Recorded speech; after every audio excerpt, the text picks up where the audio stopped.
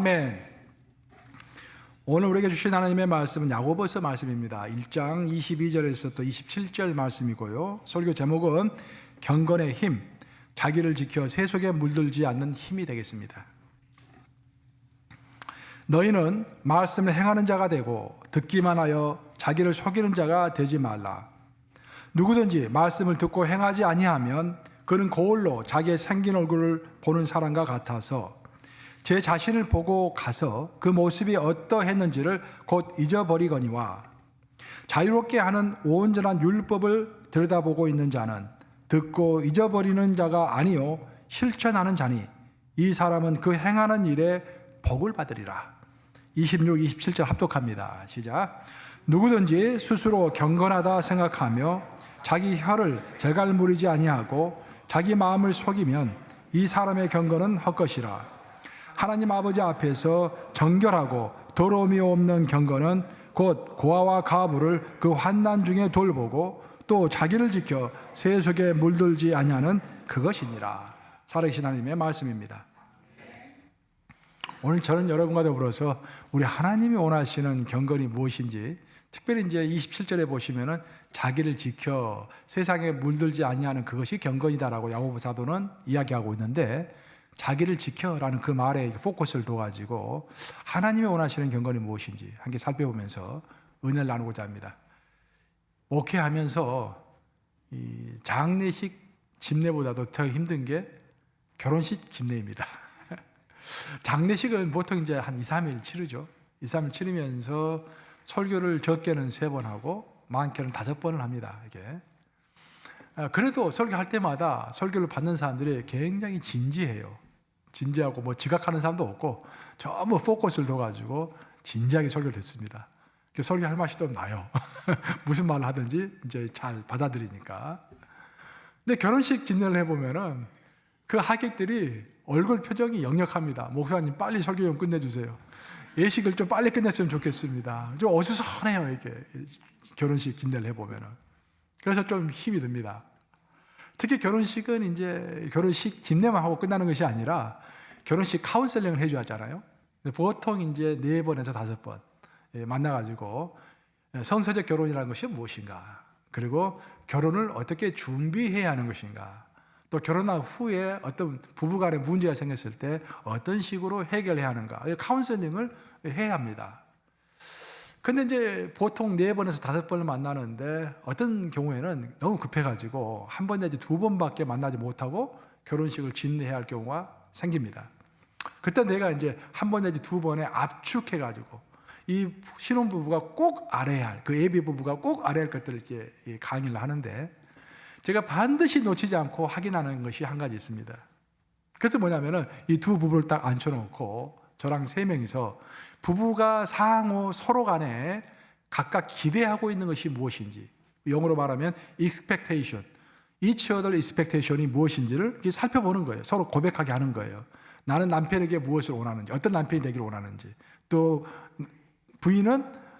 남편은 어떤 아내가, 저 사람이 어떤 아내가 되어주기를 원하는지, 각자 기대가 있을 거 아니에요. 그 기대를 서로 이렇게 나누게 하는 거예요. 이게 왜 중요하냐면은, 제가 이제 카운셀링 할 때 꼭 쓰는 책자가 있어요. 결혼 카운셀링에 관한 책자가 하나 있습니다. 그 책자를 가지고 같이 공부하는데, 그 책을 쓴 저자가, 부부가 이제 그런 자기들의 이제 애화를 이렇게 써놨어요, 거기다가. 이들이 이제 결혼하고 나서 신혼여행을 갔다 와서 집으로 돌아왔습니다. 굉장히 추운 겨울이었다고 그래요.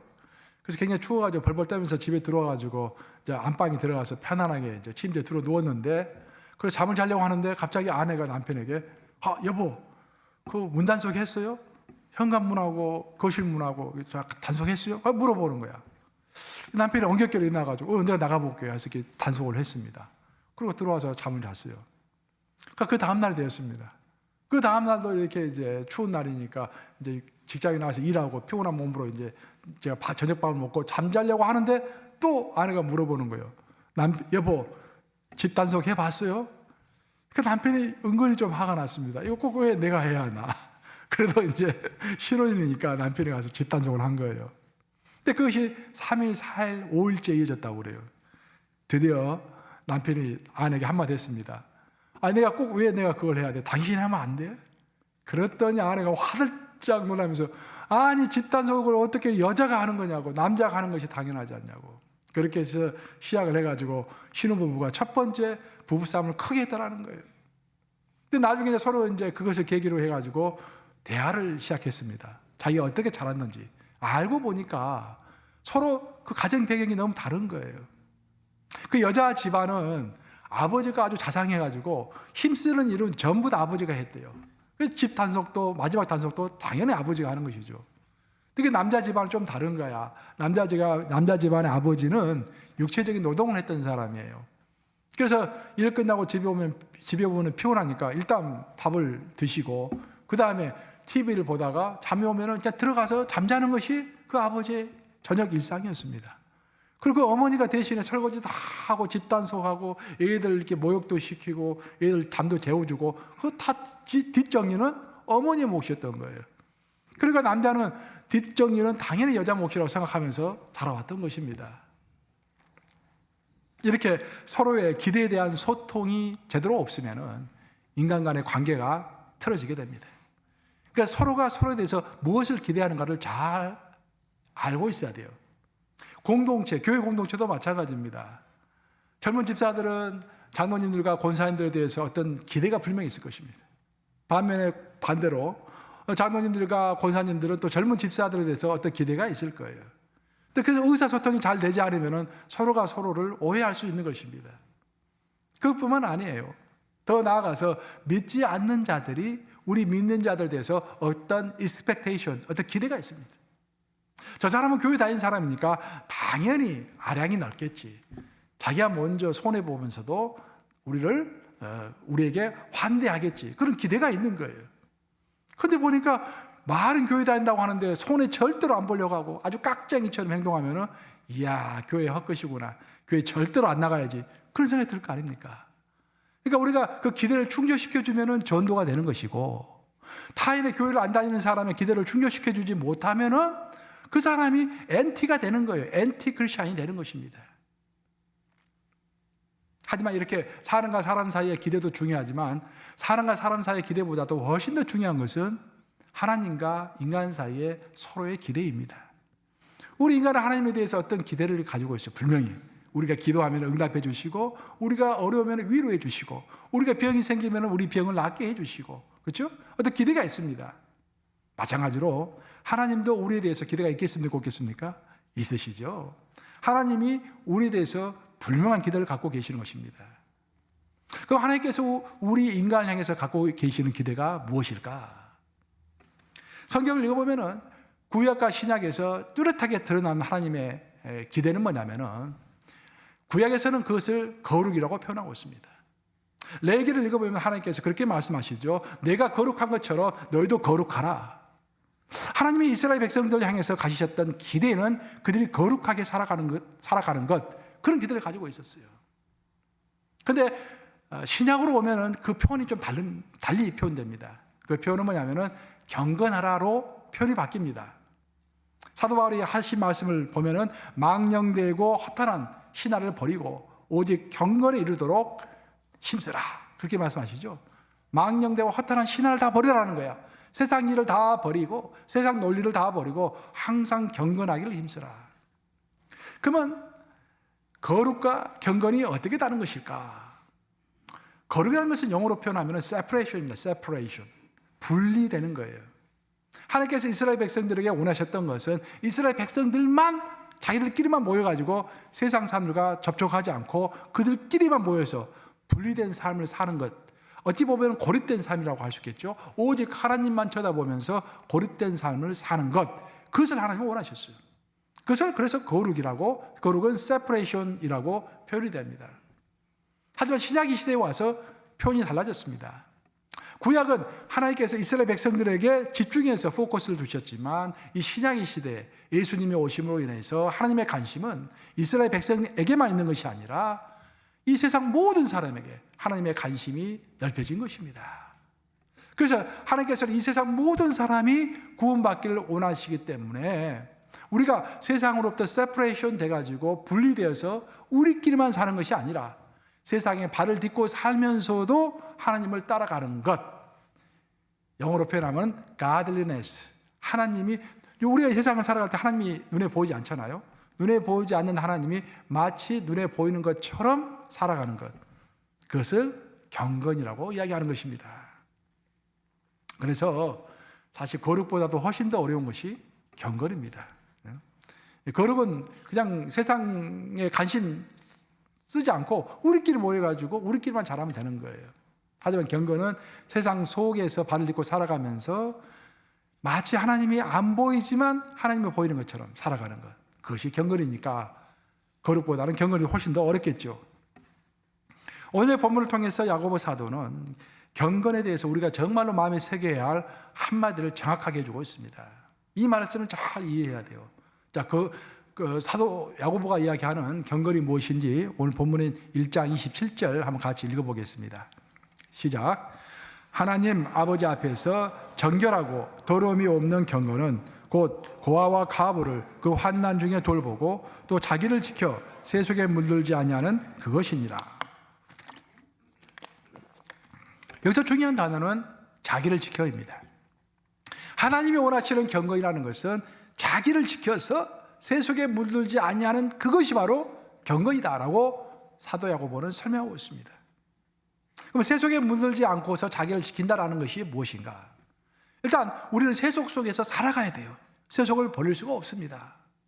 하지만 세속 속에 발을 딛고 있지만 세상의 가치관과 세상의 평가와 세상의 유행을 따라가는 것이 아니라 자기를 지켜서 자기가 믿음으로 갖고 있는 하나님의 방식과 하나님의 가치관으로 살아가는 것, 그것이 바로 경건이다라고 사도 야고보는 명확하게 설명해 주고 있는 것입니다. 성경을 읽어보면은 이렇게 살아가는 사람들이 꽤 있어요. 그리고 이렇게 세상 속에 있지만 자기를 지켜가는 사람들, 그런 사람들의 이야기를 쫙 소개해 놓고 있는데 그 중에서도 가장 인상적인 이야기 중에 하나가 요셉의 이야기입니다. 요셉은 알다시피 야곱의 11번째 아들이죠. 야곱의 11번째 아들이고 라헬의 아들입니다. 야곱은 레아보다도 라헬을 훨씬 더 사랑했죠. 두 번째 부인을 많이 사랑했습니다. 그리고 이제 두 번째 부인이 애를 못 낳다가 하나 낳았는데 그게 이제 요셉인 거예요. 그러니까 요셉이 굉장히 귀한 아들이죠. 근데 안타깝게도 라헬이 두 번째 아들 베냐민을 낳다가 죽었죠. 그래서 요셉은 이제 어렸을 때부터 어머니 없이, 물론 이제 이붓 어머니는 있었지만 어머니 없이 그냥 자란 아이입니다. 그래서 그것을 불쌍하게 여긴 아버지 야곱은 요셉에게 색동옷을 입혀주고, 색동옷이 요즘이야 흔하지만 그 당시에는 물감 자체가 없었기 때문에 색동옷이라는 것은 굉장히 귀한 옷입니다. 그 귀한 옷을 입히면서 귀하게 이렇게 키웠던 거예요. 그 모습을 지켜본 형들이 영 마음에 들지 않았습니다. 자기들은 떼학볕에서 나가서 양치고 농사짓고 하는데, 아니 요셉은 항상 비단 옷을 입고 색동옷을 입고 편안하게 있거든요. 그래서 시기하고 질투했습니다.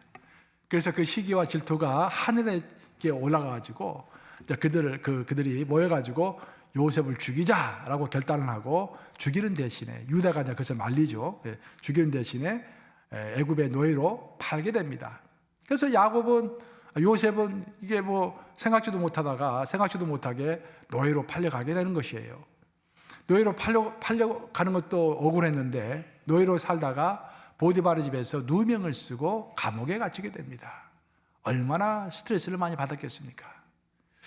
그 감옥에 있으면서 하나님의 섭리로 애국 궁전에서 일을 했던 신하 2명을 감옥에서 만나게 됩니다.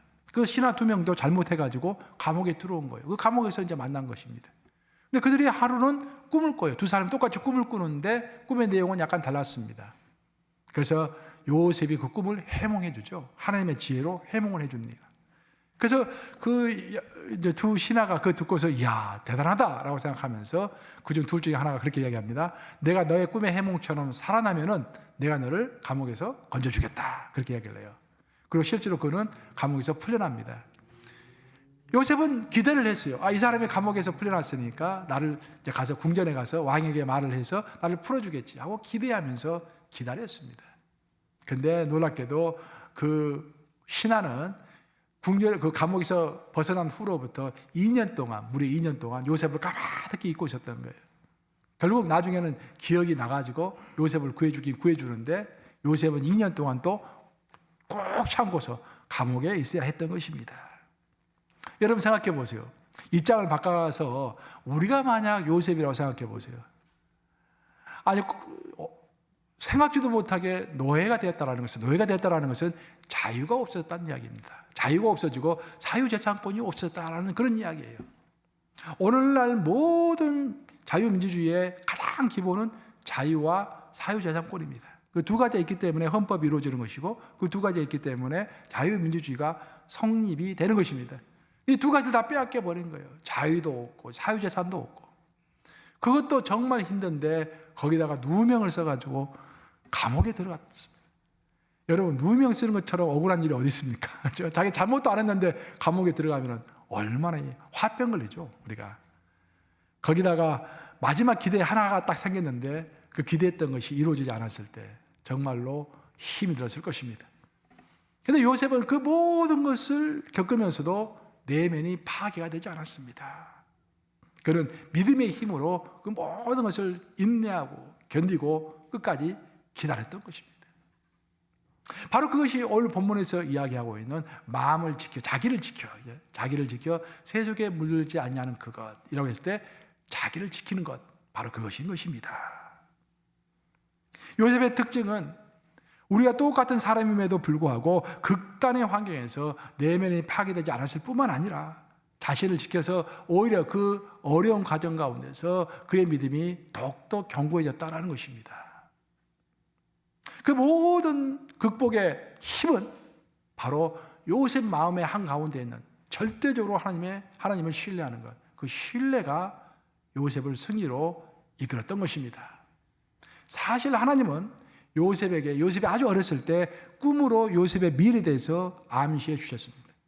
그래서 요셉은 아주 어렸을 때부터 자기가 장차 잘하면 어떤 인물이 될 거라는 것을 암시를 받고 있었어요. 알고 있었습니다. 그리고 그 꿈을 꼭 마음에 새기고 있었던 거예요. 그런데 자기 눈앞에서 펼쳐지는 자기 인생을 보면 도저히 그런 꿈은 이루어질 것 같지가 않아. 지금 예를 들어서 돈이 한 푼도 없는데 라면 끓여 먹을 돈도 없는데 하나님이 너는 앞으로 100만 장자가 될 것이다 라고 약속해 주셨다면 그 약속을 믿을 수 있겠습니까 여러분? 굉장히 어렵죠 그런 약속을 믿기가.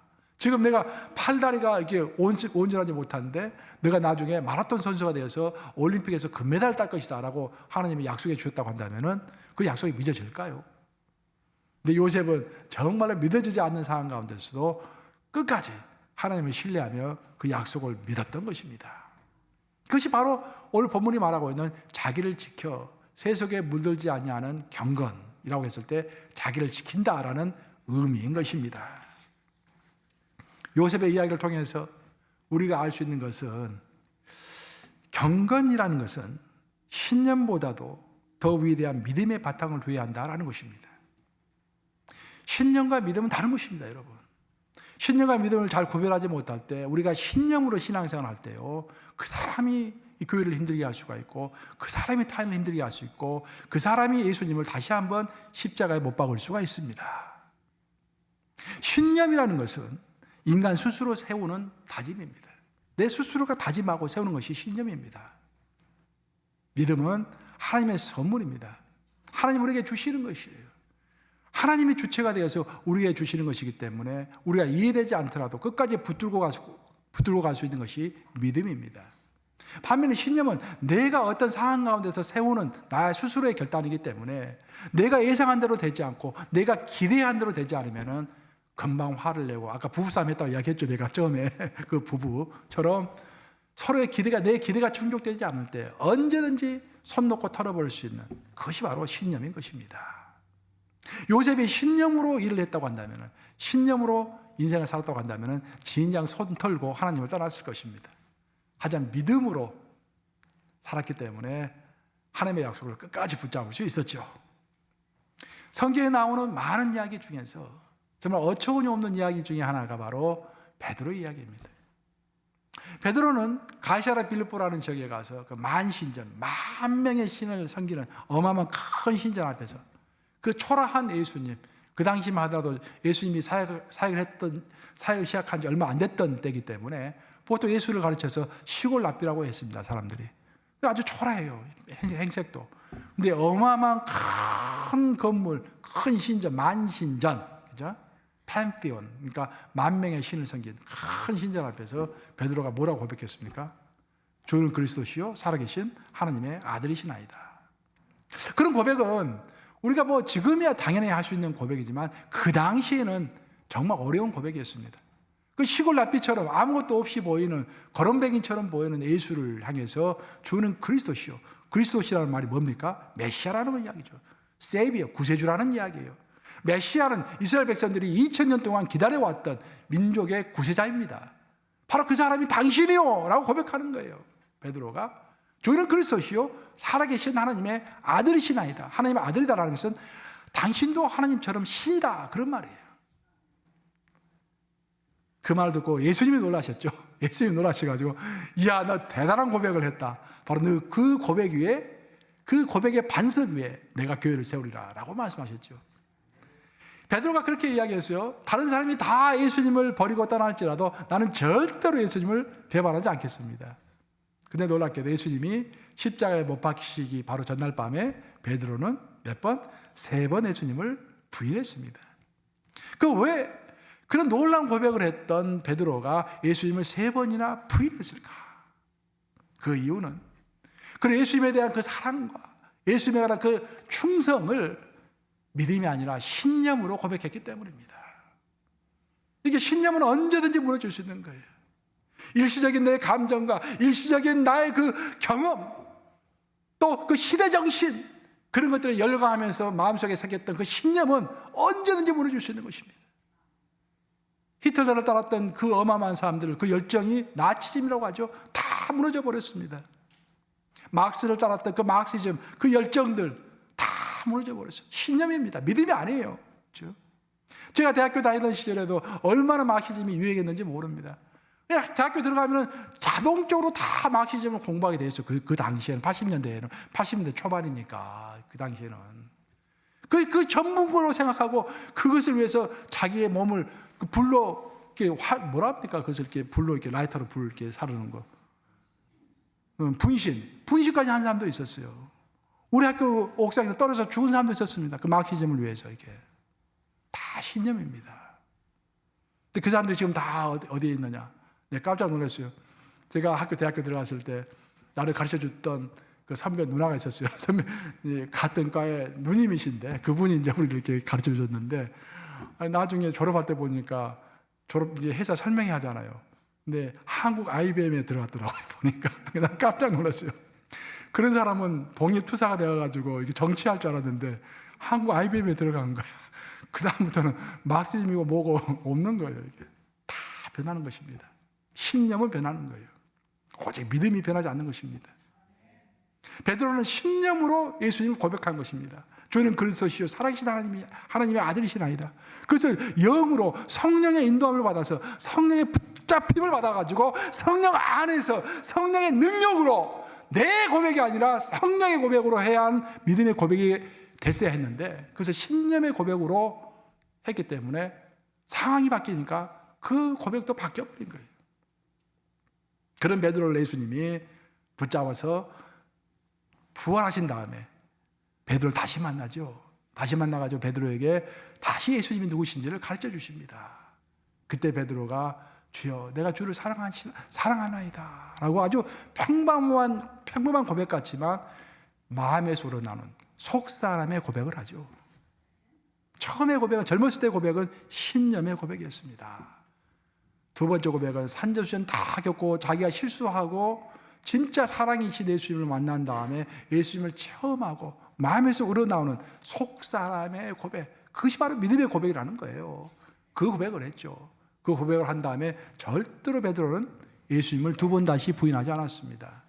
그래서 십자가에서 매달려서 로마에서 죽을 때 내가 어찌 예수님과 똑같이 십자가에서 매달려 죽겠느냐, 나를 거꾸로 매달라라 그래가지고 십자가에 거꾸로 매달려서 베드로는 죽게 되죠. 저는 원래 산을 좋아합니다. 산을 좋아하는데 이 롱아일랜드로 온 다음부터 롱아일랜드는 바다가 많잖아요. 자꾸 이제 바다를 보게 되니까 참 묘하게 많이 보게 되니까 또 많이 사랑하게 되더라고요. 요즘에는 이제 바다를 사랑해요, 제가. 바다 가면 마음이 편안하고 좋습니다. 근데 산에 가면은요, 산은 아주 우람하고 상쾌합니다. 신선해요. 공기가 신선하고 좋습니다. 그리고 산은 이 땅의 공간을 딱 뚫고서 우뚝 이렇게 하늘로 치솟아서 솟아 올라 있습니다. 굉장히 좋죠. 근데 바다를 보면은요, 바다는 산보다 훨씬 넓습니다. 그러니까 무한한 것처럼 느껴져요. 저는 바다를 볼 때 더 이제 신비로운 것은 뭐냐면은, 저 수평선 있잖아요. 수평선을 보면은 뭔가 저 너머에 신비로운 어떤 초월의 세계가 있을 것 같은 그런 영감이 자꾸 떠오르는 거예요. 아, 이 바다는 산과 다르구나라는 생각이 많이 듭니다. 사실 그걸 비유로 해보면은 우리의 신념은 산과 같은 거예요. 산과 같은 거예요. 하지만 우리의 믿음은 바다와 같은 것입니다. 뭔가 신비롭고 직관적이고 영감을 주고 뭔가 영원한 세계에 대한 느낌을 주는 것. 그것이 바로 믿음인 것입니다. 사실 오늘 설교하는 이게 직접적인 관계는 없지만 제가 최근에 그런 생각도 해봐요. 지식도 진짜 큰 지식이 있고 작은 지식이 있는 것 같아요. 그래서 구체적으로 공부라고 해보면은 공부도 큰 공부가 있고 작은 공부가 있는 것 같아요.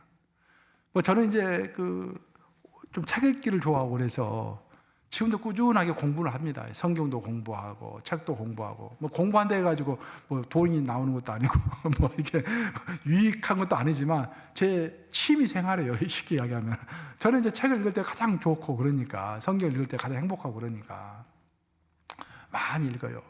근데 읽다 보니까 이제 이게 뭐라고 그럴까요? 이제 세월이 흐르면서 뭔가 깨달아지는 것이 있는 거예요.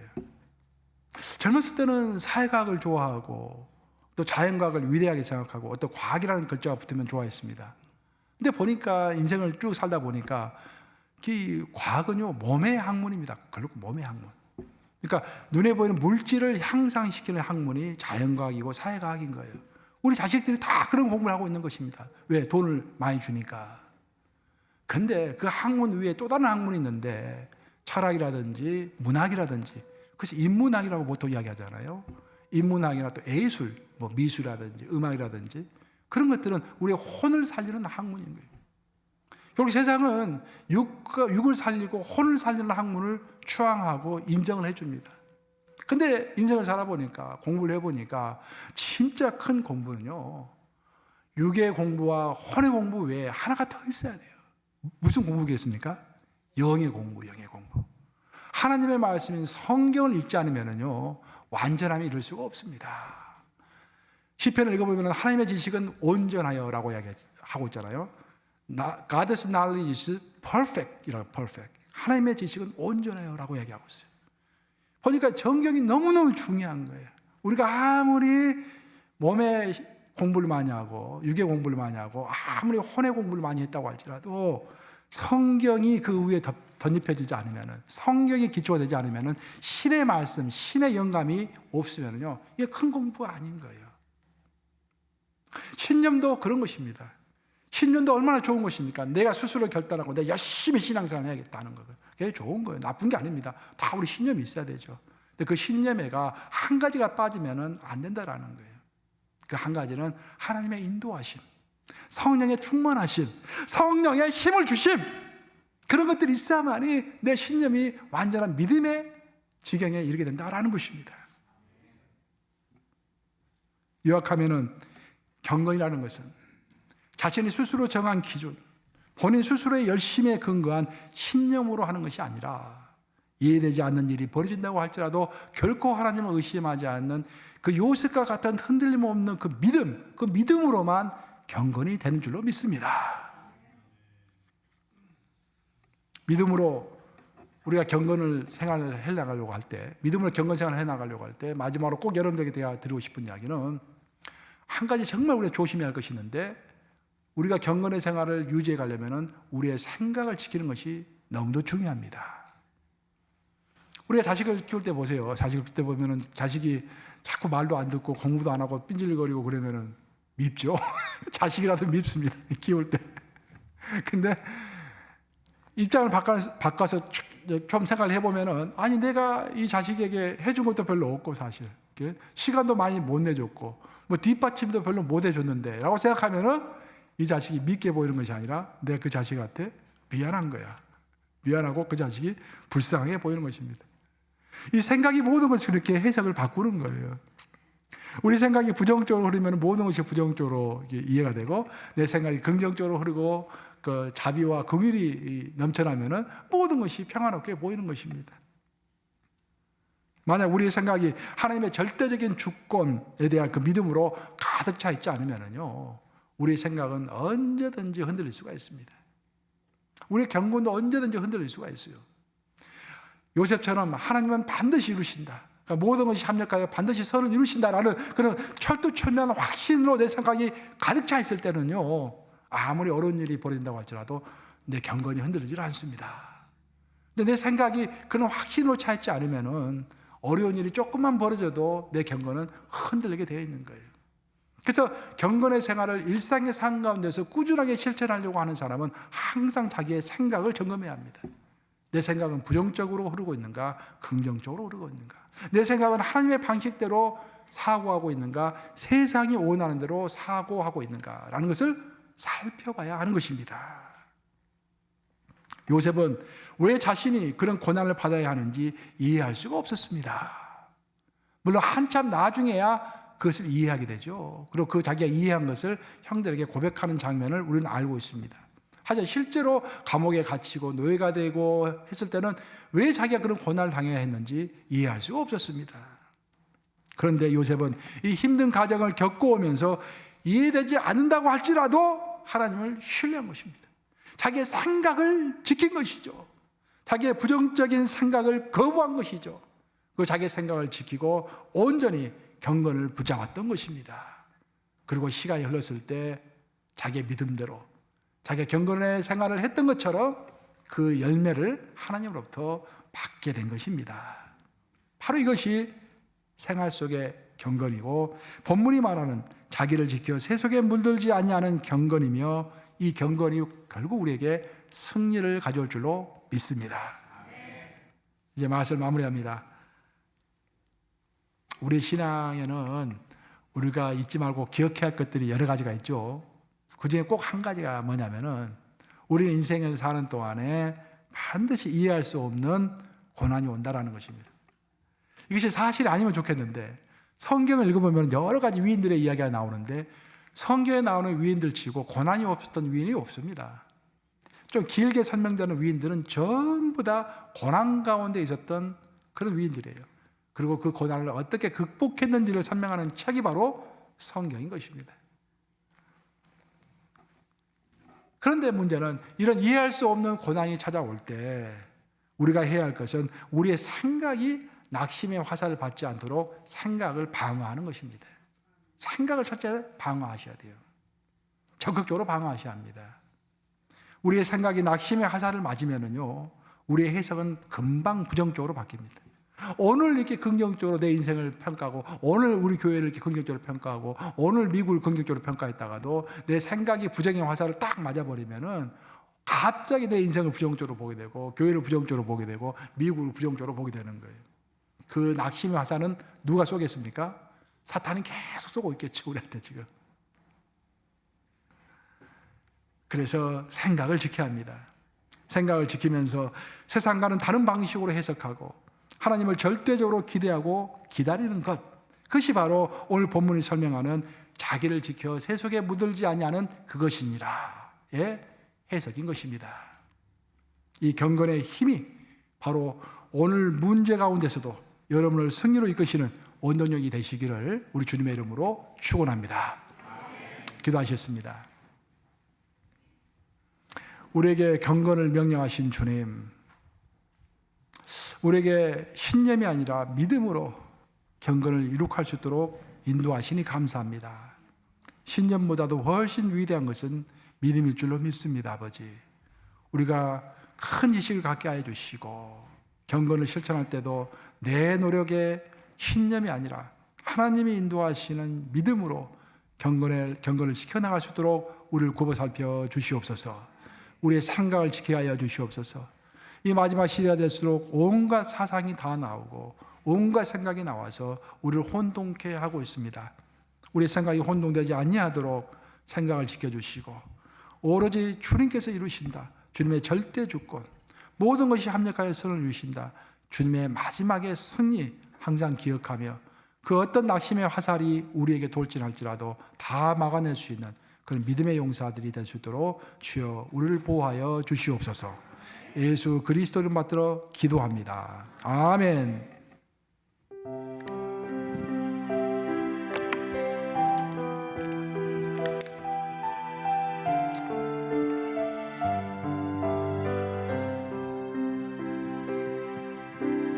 아침 안개 눈앞 가리듯 나의 약한 믿음을 심사일 때 부드럽게 다가온 주의 말씀 아무것도 염려하지 마라 비줄기에 바위 패이니 나의 작은 소망 사라져갈 때 고요하게 들리는 주의 음성 내가 너를 사랑하노라 외로움과 방황 속에서 주님 앞에 나아갈 때에 위로하시는 주님 나를 도우사 상한 나의 마음 감싸주시네 십자가의 보혈로서 주의 크신 사랑 알게 하셨네 주님께 감사하리라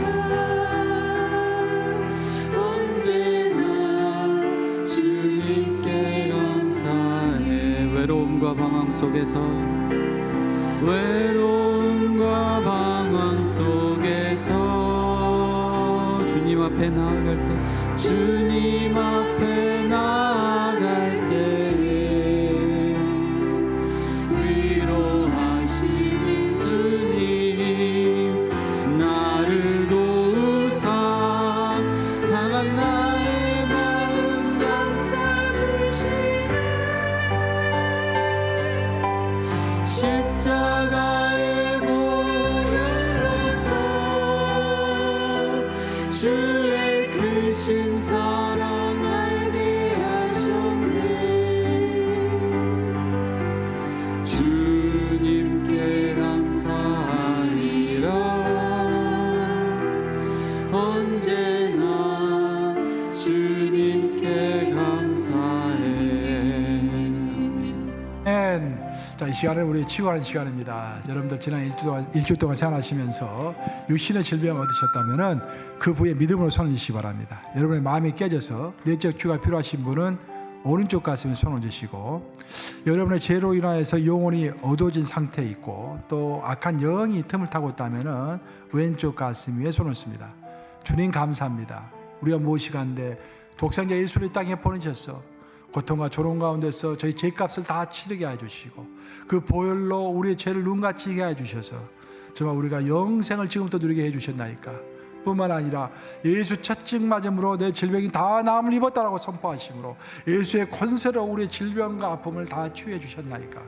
주님 이 시간 예수 이름의 권세를 부르셨습니다. 우리의 질병을 떠나게 해주시고 마음이 깨어진 것들이 아무러지게 해주시고 악한 영들이 떠나는 놀라운 역사 있게 하여 주시옵소서. 나사렛 예수 그리스도 이름의 명하노니 그 손원전부에 있는 질병 떠나갈지어다.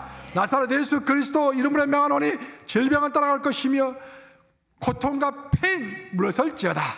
나사렛 예수 그리스도 이름으로 명하노니 마음에 깨어진 것들은 아무려질 것이며 죄는 죄의 고백으로 다시 영원히 밝아질 것이며 악한 영들은 떠나서 다시는 돌아오지 말지어다.